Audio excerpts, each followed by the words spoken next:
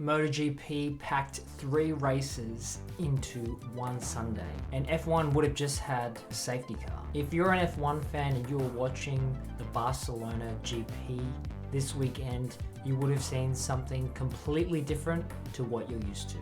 The 2024 world champion Jorge Martin didn't make it into qualifying 2 directly, which has been the first time this season. The championship leader Bezzecchi from the same team at Aprilia crashed out in Q2 and he had to start middle of the pack. The sprint race had the closest finish ever with 0.041 seconds splitting the top 2 positions.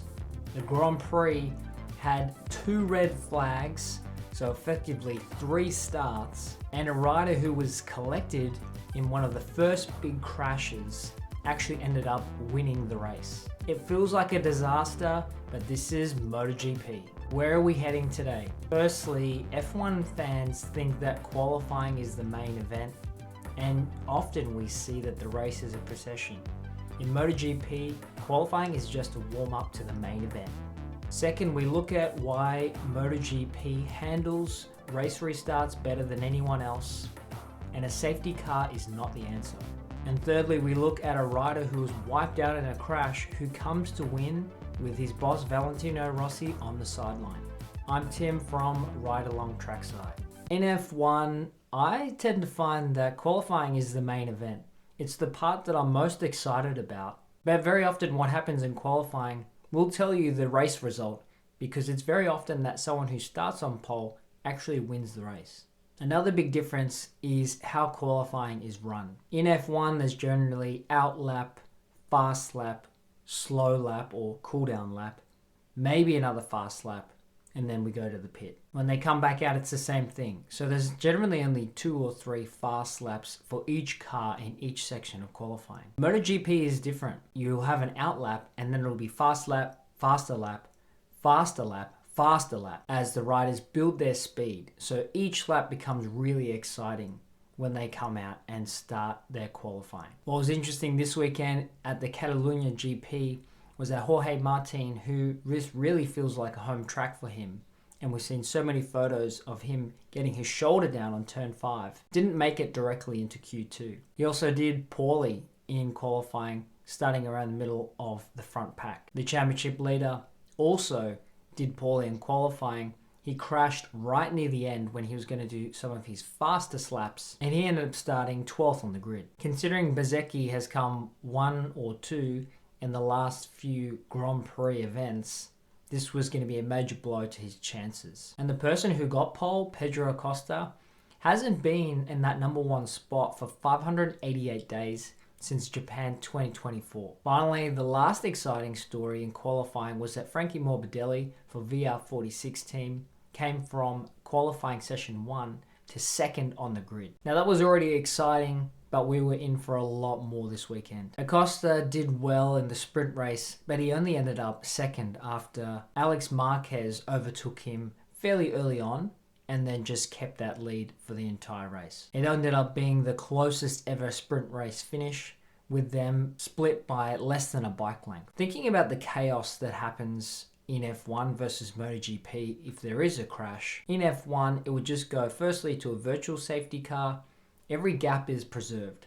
Maybe there's an actual car that comes out, again bunching the pack. But generally speaking, it feels like a managed conclusion, and if there are no issues, we pretty much know from lap 15 who's going to win that Grand Prix. At this latest MotoGP race, Acosta had a mechanical failure on lap 12 and sent the grid into chaos. Alex Marquez, who was following so closely behind him, couldn't stop in time, clipped him, and went flying. Thankfully, Alex is okay, but he had to go to surgery for a neck injury. Diggia was also collected by a wayward wheel, hurting his hand, and only just made it back to the pits for the race restart after that red flag. There's no safety car, it was a full red flag, the race restarted, and the grid is set as whoever was in their position as of lap 11. In the restart, which was going to be for 13 laps, there's then another massive crash as Johann Zarco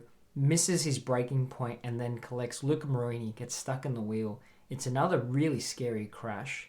and he needs to get taken away for further viewing in hospital. After that second red flag, everyone restarts in the grid in the same position they were before. And after Jorge Martin gets an amazing start, looks like he could potentially win the race, he's taken out by another Aprilia rider, Raul Fernandez from Trackhouse. That made it 4 crashes for Martin this weekend, and really feels like one to forget for him. When you start looking at some of the different results at the end of the race, Brad Binder, who ended up starting from the pit lane, came 7th. It was a different story in Moto2 and Moto3.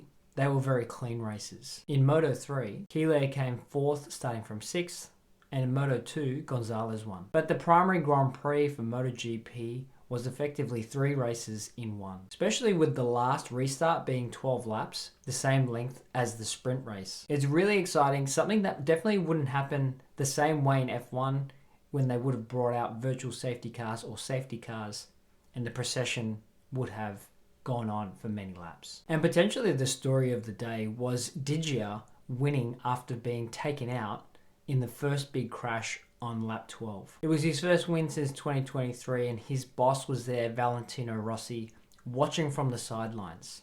It must be so special to have someone who defined the sport for so many years to be there watching and see him to win. We were all talking about the rivalry between Diggia and Acosta that's been growing over time. Acosta mentioned he wasn't too happy about being overtaken by Diggia in the prior race, so I think to be overtaken by him would have hurt that little bit extra. Unfortunately for Acosta, he was then taken out by Ayagura a couple of laps later. So where do we stand in the championship? We still have Bezzecchi leading up the front ahead of Jorge Martin. Bezzecchi got a few points in the race. Jorge Martin obviously got nothing from the weekend. And now Diggia is pushed up to 3rd place in the standings. Pedro Acosta is 4th in the championship. And considering everything that happened with satellite teams winning, without factory teams winning on the weekend, in F1 you might consider that to be something completely unheard of.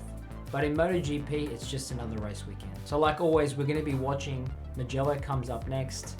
It's in between Firenze and Bologna, right in Ducati heartland. So I'd like to hear from you, especially if you're new to MotoGP. What do you think? Is this a better way that it's run, or do you prefer how it's done in F1?